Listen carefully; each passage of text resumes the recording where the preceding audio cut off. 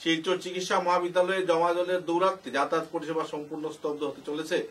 যানবাহনে যাতায়াত করা যখন যাচ্ছে না, তেমনি পায়ে চলেও কেউ হাসপাতালে পৌঁছতে পারছেন না।